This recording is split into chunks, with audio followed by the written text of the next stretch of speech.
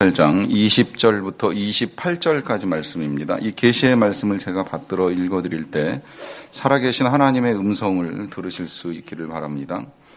여호와께서 또 이르시되 소돔과 고모라에 대한 부르짖음이 크고 그 죄악이 심히 무거우니 내가 이제 내려가서 그 모든 행한 것이 과연 내게 들린 부르짖음과 같은지 그렇지 않은지 내가 보고 알려 하노라. 그 사람들이 거기서 떠나 소돔으로 향하여 가고 아브라함은 여호와 앞에 그대로 섰더니 아브라함이 가까이 나아가 이르되 주께서 의인을 악인과 함께 멸하려 하시나이까. 그 성 중에 의인 50명이 있을지라도 주께서 그곳을 멸하시고 그 50의인을 위하여 용서하지 아니하시리이까. 주께서 이같이 하사 의인을 악인과 함께 죽이심은 부당하오며 의인과 악인을 같이 하심도 부당하니이다. 세상을 심판하시는 이가 정의를 행하실 것이 아니니까. 여호와께서 이르시되 내가 만일 소돔 성읍 가운데에서 의인 50명을 찾으면 그들을 위하여 온 지역을 용서하리라. 아브라함이 대답하여 이르되 나는 티끌이나 재와 같사오니 감히 주께 아뢰나이다. 50의인 중에 5명이 부족하다면 그 5명이 부족함으로 말미암아 온 성읍을 멸하시리이까. 이르시되 내가 거기서 45명을 찾으면 멸하지 아니하리라. 아멘. 어느 교회 청년부 기도 모임에서 이 기도 모임을 인도하시는 교역자가 기도하기 전에 청년들에게 이렇게 말씀하셨다고 합니다. 그동안에 우리의 기도가 너무 이기적이었던 것 같습니다. 우리가 우리 자신만을 위해서 계속 기도해 왔는데 오늘은 좀 다른 사람을 위해서, 누군가를 위해서 중보적 기도를 좀 했으면 좋겠습니다. 여러분들의 부모님을 위해서도 기도하시고 또 섬기는 교회를 위해서도 기도하시고 또 나라와 민족을 위해서도 기도하시면 좋겠습니다. 제안을 하시고 기도를 드리는데 한 자매가 기도를 합니다. 먼저 그는 회개합니다. 그동안에 자신만을 위하여 기도한 것에 대해서 하나님 용서해 주세요라고 고백을 합니다. 그리고 기도를 이어나갑니다. 하나님, 우리 부모님에게 훌륭한 사위를 허락해 주십시오. 그래서 딸이 행복하게 사는 것을 보는 기쁨을 충만하게 누릴 수 있는 은혜를 허락해 주시기를 바랍니다. 이렇게 기도를 드렸다고 합니다. 여러분들은 요즘 어떤 기도 드리고 계시는지요? 요새 굳이 제가 저까지 말씀을 안 드려도 됩니다만은 우리나라의 상황이 참 많이 안 좋다라고 하는 이야기를 들으실 거라고 생각을 합니다. 쓸데없는 염려가 화를 자초한다라고 하는 걸 알고 있습니다. 미국에서 어느 중소도시에서 햄버거 가게를 혼자 열심히 잘 운영을 해가지고 돈을 잘 벌고 있었던 상인이 있습니다. 그의 아들이 대도시에서 MBA를 마치고 돌아와서 이제 아버지의 가게를 보고 아버지에게 자신이 배운 이 공부의 내용을 가지고 말씀을 드리는 일이 있었습니다.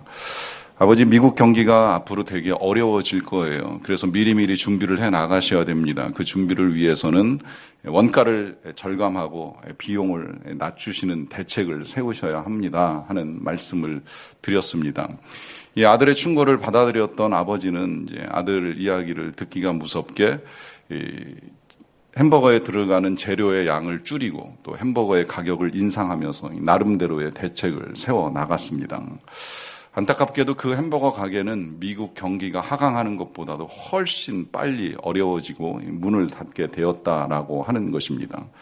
아들의 충고가 틀린 것은 아닐 수도 있겠지만 그러나 이 지나친 염려가 오히려 화를 갖고 오는 결과를 낳았다고도 볼 수 있겠는데요. 우리는 한 단면만을 봐서는 아니 됩니다. 반대의 경우도 있을 수 있다라고 하는 것도 한 번쯤은 이제 생각을 해볼 필요가 있습니다. 아니, 여러 번 생각해도 중요한 문제가 될 수 있습니다. 왜냐하면 우리가 성경에서 이스라엘이 망해갈 때에 많은 선지자들이 나라의 위기와 위험을 계속해서 왕과 신하들 앞에서 직언으로 고하는 일이 있었습니다.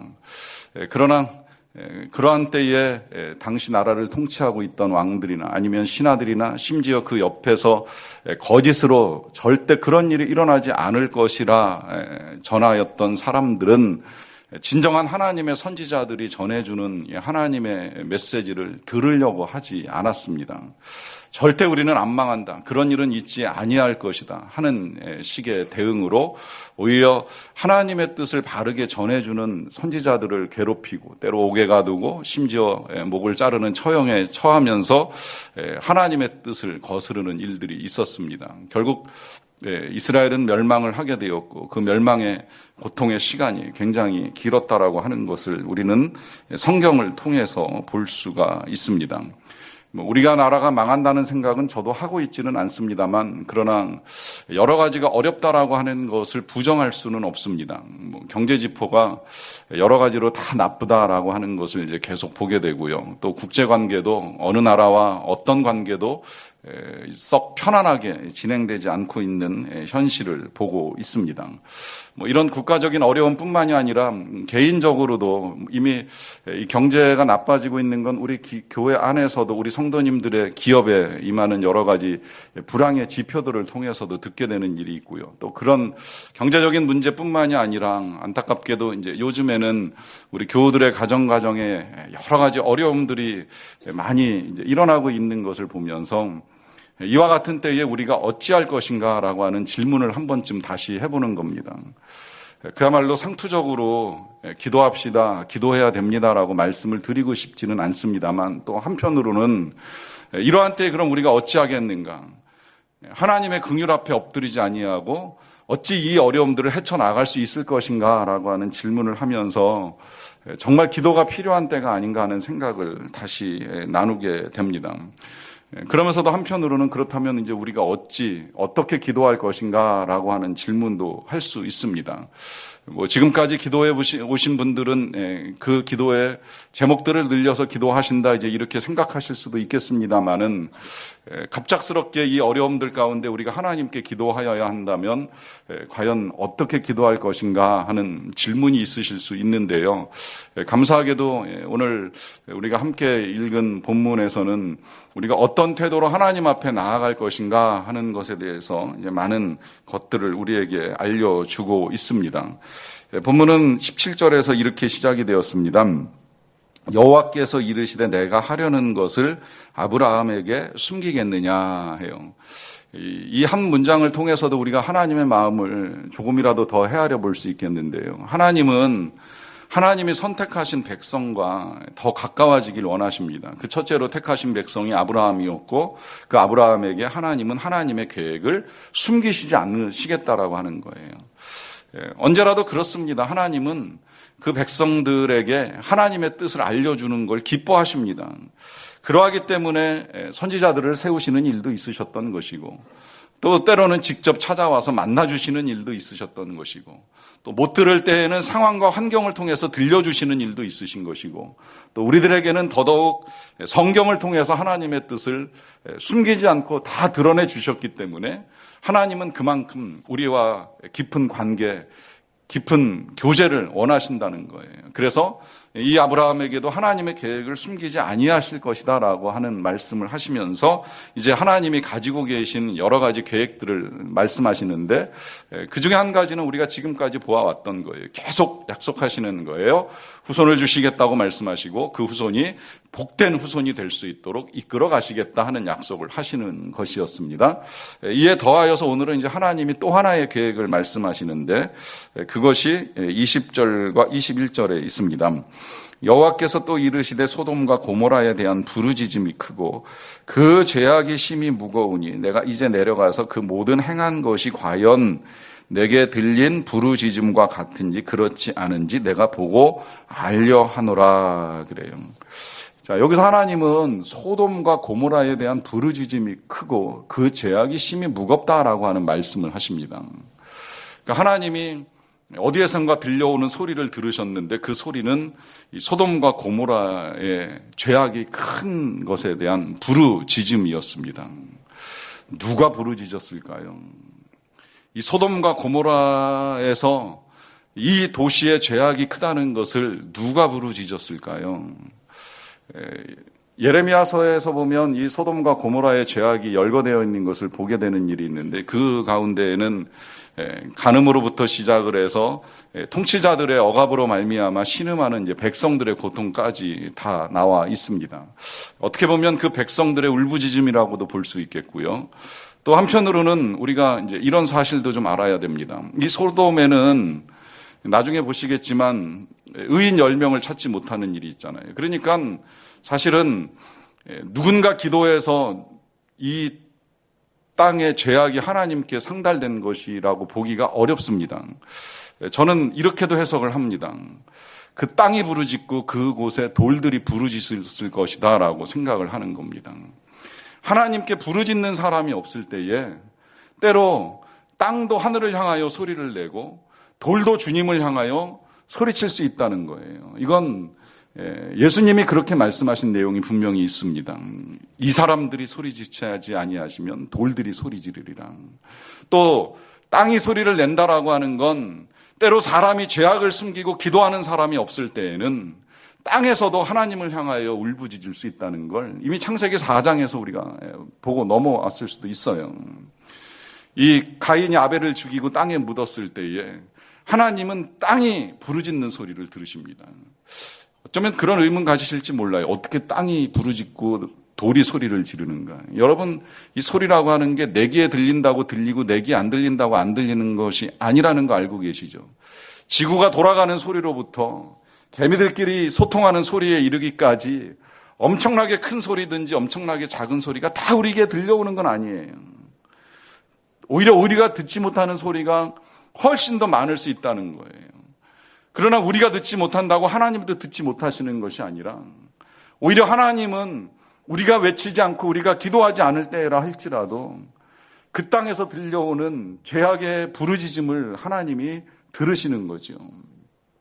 그리고 이제 그것을 확인하시겠다라고 말씀을 하시는데 이 확인하시겠다라고 하는 말씀도 오해하지 마셔야 되는 건 하나님이 몰라서 확인하시겠다라고 말씀을 하시는 것이 아닙니다. 이미 다 알고 계시는 거예요. 그러나 그것이 하나님이 아시고 하나님이 심판하신다고 하면 아브라함 입장에서는 이게 도대체 어떻게 된 일인가? 앞뒤 영문도 모른 채 도시의 멸망과 함께 그곳에 살고 있는 조카 롯까지 죽게 되는 것을 볼 수도 있는 일이 일어나는 겁니다. 그러다 보니까 하나님이 설명을 하시는 거예요. 시간이 조금 남았다. 내가 확인한다. 이제 이런 말씀을 통해서 확인하고 그 도시는 멸망될 것이다. 이제 이렇게 말씀을 하시는 것이지요.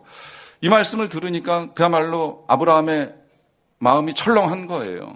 왜냐하면 거기 조카 롯이 살고 있잖아요. 이 롯을 아브라함이 사랑하잖아요. 사랑하기 때문에 이 조카가 달라는 대로 양보도 했었고 또 이 조카가 전쟁에 휘말려가지고 붙잡혀 갔을 때에 목숨 걸고 쫓아가가지고 그를 살려서 찾아가지고 돌아온 적도 있습니다. 그런데 이번에는 하나님께서 그 땅의 죄악을 보시고 그곳을 심판하시겠다라고 말씀하시니까 얼마나 불안하고 걱정이 컸겠습니까? 그래서 이제 그가 하나님께 기도를 드리기 시작을 합니다. 먼저 23절부터 25절까지 말씀을 보겠습니다. 아브라함이 가까이 나아가 이르되 주께서 의인을 악인과 함께 멸하려 하시나이까 그 성중에 의인 50명이 있을지라도 주께서 그곳을 멸하시고 그 50의인을 위하여 용서하지 아니하시리까 주께서 이같이 하사 의인을 악인과 함께 죽이심은 부당하오며 의인과 악인을 같이 하심도 부당하니이다. 세상을 심판하시는 이가 정의를 행하실 것이 아니니까. 기도를 드립니다. 보시면 마지막에 하나님이 세상을 심판하신다면 정의를 행해달라라고 하는 말씀을 드리는 것으로 처음 기도가 마무리되는데요. 여기서 일단 먼저 우리가 이 사실을 봐야 합니다. 그것은 아브라함이 하나님의 심판 자체를 부정하지는 않는다는 거예요. 죄악이 관영하면 심판이 있다는 걸 당연하게 여깁니다. 그리고 하나님이 심판을 결정하셨으니 그건 어찌할 수 없다는 것을 분명하게 인정을 하는 거예요. 다만 그렇게 하나님이 심판을 하실 때에는 정의로운 심판을 행하셔야 됩니다. 부당하면 안 됩니다. 하나님 부당합니다. 반복적으로 말하고 있잖아요. 그 부당함이 무엇이냐?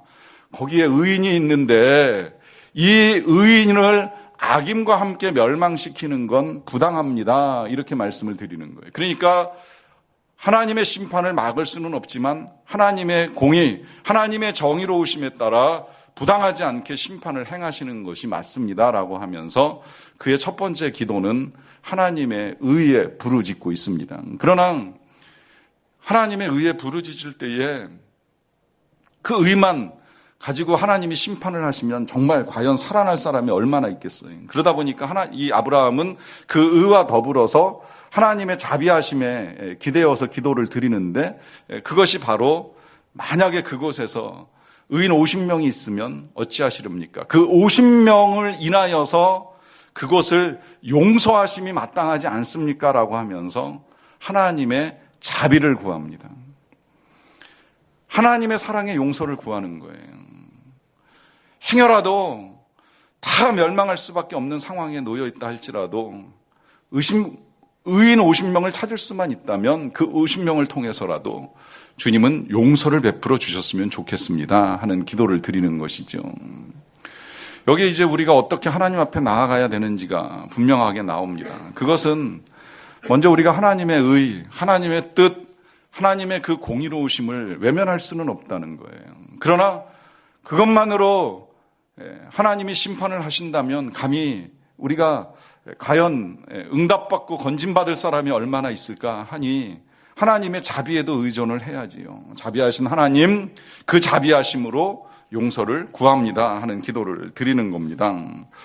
그 기도에 대한 응답이 26절에 이렇게 나타납니다. 여호와께서 이르시되 내가 만일 소돔 성읍 가운데에서 의인 50명을 찾으면 그들을 위하여 온 지역을 용서하리라 그래요. 자, 여기까지만 보시면 일단 아브라함의 기도는 어느 정도 응답이 되었습니다. 아브라함이 제안한 대로 하나님은 그래 좋다. 50명만 찾으면 용서하겠다. 거기 지역 전체를 용서하겠다. 이제 분명하게 약속을 해주시는 거죠. 자, 여기에 이제 우리가 왜 기도해야 되는지에 대한 이유가 또 나오는 거예요. 그것은 하나님의 뜻이 어디에 있든지 간에 일단 우리가 먼저 기도를 드리는 거예요. 뭐 우리가 진짜 하나님의 마음을 잘 헤아리고 말씀에 입각해서 정의롭게 기도를 잘 드릴 수 있으면 전 그건 좋다고 생각을 합니다. 그러나 때때로 우리는 의문이 나올 때가 있어요. 이렇게 기도해도 되는지, 이런 기도 제목을 가지고 나가도 되는지, 이런 기도를 해도 하나님이 응답을 하시는지 할 때 제가 늘 말씀드리잖아요. 잘 모르겠으면 일단 기도부터 하시라.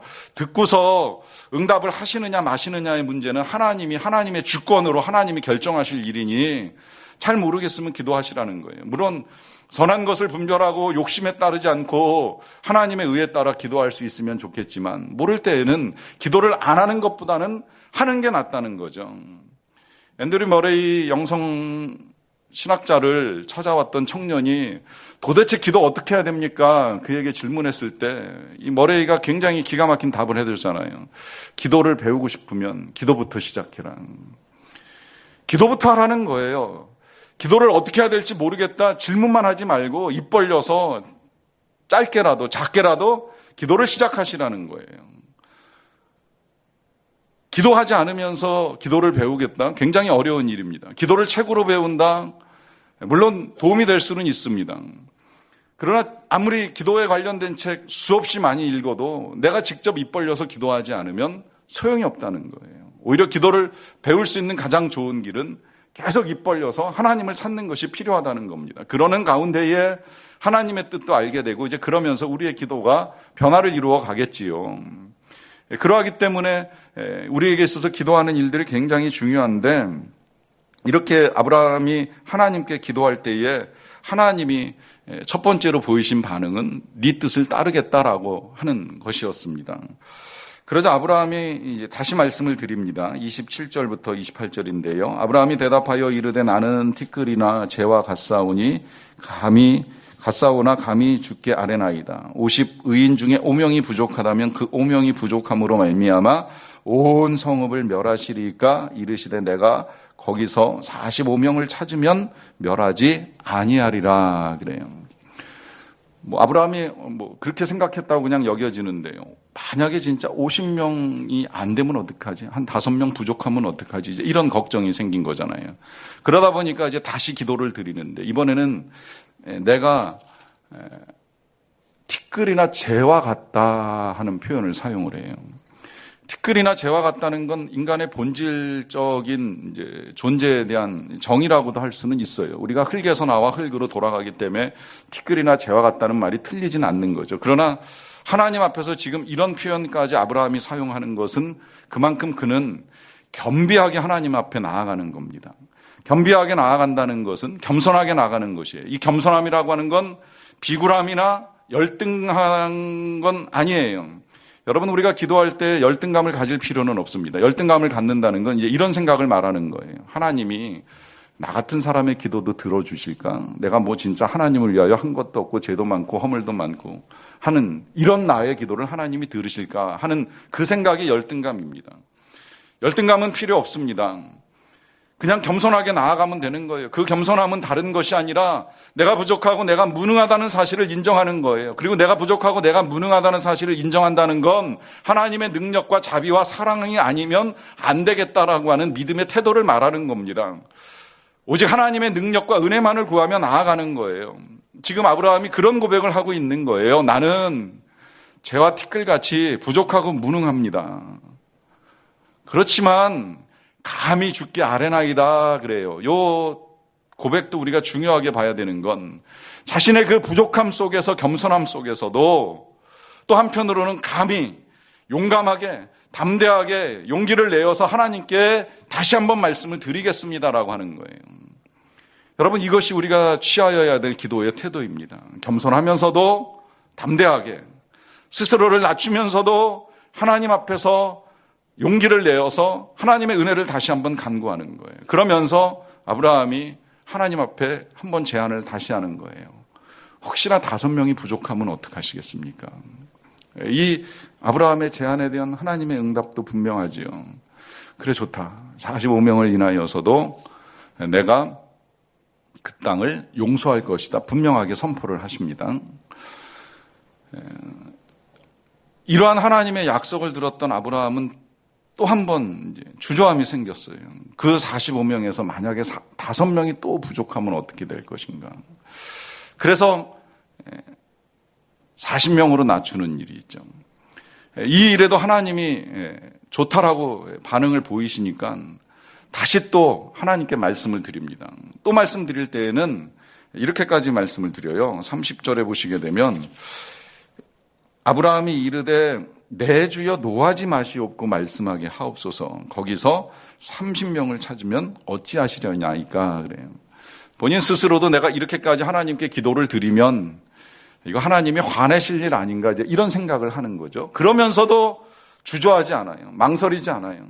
일단 또 말씀드려 보는 거예요. 화내지 마시고 대답해 주시기를 바라면서 또 하나님 앞에 30명 요청을 드립니다. 놀랍게도 하나님이 좋다. 그 30명을 인하여서도 용서하리라 말씀하시잖아요. 여러분, 이 반복되는 제안과 하나님의 응답에 따라 우린 또다시 봐야 될 것이 우리 하나님이 그만큼 자비하시다는 거예요. 그만큼 하나님이 사랑이 풍성하시다는 거예요. 이 제안이 이렇게 내려가다가 20명을 거쳐서 마지막 10명까지 아브라함이 낮추잖아요. 50명으로 시작을 한 것이 10명까지 줄었습니다. 저는 보면서 그런 생각이 들었어요. 만약에 우리 자녀들이 시험을 앞두고 부모님 제가 이번에 만점을 받으면 이번에 새로 나온 스마트폰 하나 사주시면 어떻게 하시겠습니까? 사주시는 게 어떻겠습니까? 부모님이 생각을 해보다가 그래 좋다. 만점 받으면 사주지 뭐 까짓 거 기분이다. 이렇게 말할 수 있잖아요. 근데 한 문제가 틀려서 95점이면 어떻게 해요? 그러면 뭐 그것 가지고도 뭐 그래 좋다 95점도 뭐 나쁜 점수는 아니니까 사줄 수 있지. 2문제가 틀려서 90점이면 어떨까요? 그래 그럴 수도 있지. 이렇게 내려가다가 60점까지 내려가는 거예요. 60점이면 어떡하시겠습니까? 이 제안에 누가 그러자 대답할 부모가 어디 있겠어요? 80점까지만 가도 벌써 쓸데없는 소리 하지 말고 들어가서 공부나 하라고 이런 반응 우리한테 나올 수 있습니다. 근데 하나님은 계속 듣고 계시는 거예요.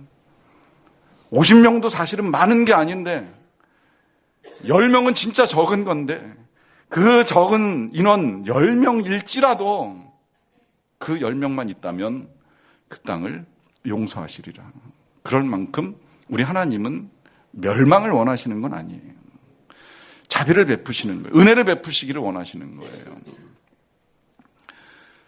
그러하기 때문에 우리가 하나님께 나아가야 된다는 거예요. 우리에게 기도가 필요하다는 거예요. 자, 이렇게까지 협상을 한 이 아브라함의 기도는 어떻게 되었을까요? 안타깝게도 우리가 이제 다음 주에 그 내용을 보기는 하겠습니다만은 이 소돔성은 의인 10명을 찾지 못해서 결국은 이제 멸망당하는 결과를 가져옵니다. 어떻게 보면 아브라함의 기도가 거절된 것처럼 보이지만 분명하게는 아브라함의 기도가 거절된 것이 아니라 그 땅이 멸망할 수밖에 없는 이유를 가지고 있었던 것이지요. 의인 10명이 없었으니까요. 정말 죄악이 관영했고 그 땅의 부르짖음이 너무나도 확실했기 때문에 그 땅은 멸망할 수밖에 없었다라고 하는 거예요. 자, 그러면 어쩌면 그런 의문이 남아있을 수도 있습니다. 그러면 아브라함의 기도는 과연 어떤 의미가 있는 것이었는가? 어차피 그 땅에 의인이 없다는 사실을 알고 하나님께서는 아브라함이 50명에서 10명까지 얼마든지 숫자를 줄이든지 그 땅을 멸하실 계획을 가지고 계셨던 것은 아니겠는가 하는 질문이 있을 수도 있습니다. 그 질문에 대해서 다는 알 수 없지만 우리가 한 가지 분명히 알고 가야 되는 사실이 한 가지가 있는데요. 그것은 19장 29절의 말씀입니다. 하나님이 그 지역의 성을 멸하실 때, 곧 롯이 거주하는 성을 엎으실 때에 하나님이 아브라함을 생각하사 롯을 그 엎으시는 중에서 내보내셨더라 그래요. 자, 이 성은 멸망당할 수밖에 없었는데 이 성이 멸망을 당하는 중에 하나님께서 롯을 내보내시는 일이 있습니다. 근데 이 롯을 내보내는 이유를 성경이 밝혀주고 있어요. 그것은 하나님께서 아브라함을 생각하사 롯을 내보내셨다는 거예요. 이렇게 보면 롯은 의인이었기 때문이라는 말씀이 없습니다. 롯이 의인이어가지고 내보냄을 당하고 건짐을 받은 게 아니에요. 한 사람 아브라함 때문에, 이 아브라함을 생각하신 하나님의 마음 때문에 하나님은 롯을 살려두신 거죠. 결국 롯이 구원받은 건 본인의 의가 아니라 아브라함 덕분이라고 하는 거예요. 여기서도 이제 아브라함이 복되게 하시겠다라고 하는 그 하나님의 말씀이 또 이루어지는 거예요. 아브라함이 복이 돼가지고 그 복을 전해받은 롯이 이 멸망하는 도시에서 목숨을 건지는 일이 일어납니다. 여러분, 우리가 먼저 이런 은혜를 받은 사람이라는 거 다 알고 계시죠? 우리가 멸망치 않고 영생을 얻는 이유가 어디에 있습니까?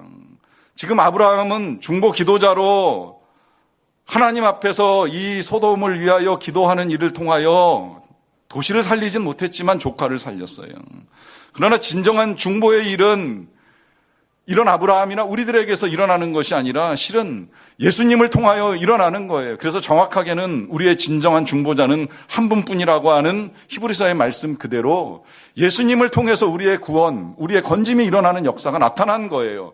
하나님이 우리를 용서하시는 일, 여러분 우리의 의로 누가 감히 용서를 받을 사람이 이 자리에 있겠습니까? 그러나 하나님이 우리를 용서하시는 건 예수님을 생각하사, 우리 대신에 십자가에서 고난을 받으신 그 예수님을 생각하사 우리를 용서하기로 결정을 하신 거예요. 그 은혜로 말미암아 우리가 용서받은 하나님의 자녀로 살아가는 겁니다. 그 하나님의 자녀로 살아가는 우리들이 이제 해야 될 일이 있다면 우리 예수님의 그 중보적 사역을 따라서 우리도 누군가를 위하여 중보 기도하는 일들을 이루어가는 것이지요. 그러는 가운데에 우리의 기도가 나라를 살릴 수도 있고 민족을 살릴 수도 있는 일이 일어나는 거예요. 뿐만 아니라 우리가 그와 같은 일들을 할 때에 우리의 기도를 통하여 하나님이 이 땅을 어떻게 하실지는 다 알 수는 없겠지만, 그러나 우리가 기도한다면 우리의 기도를 들으시는 하나님으로 인하여서 누군가는 살아날 수 있습니다. 누군가는 건짐을 받을 수 있습니다. 하나님이 여러분들의 기도를 들으시고 여러분들을 생각하사 여러분들을 통하여서 누군가 살리시는 은혜를 베풀어 주십니다. 그 은혜가 일어날 수 있도록 기도하는 저와 여러분들이 되시기를 간절히 바랍니다. 기도하겠습니다.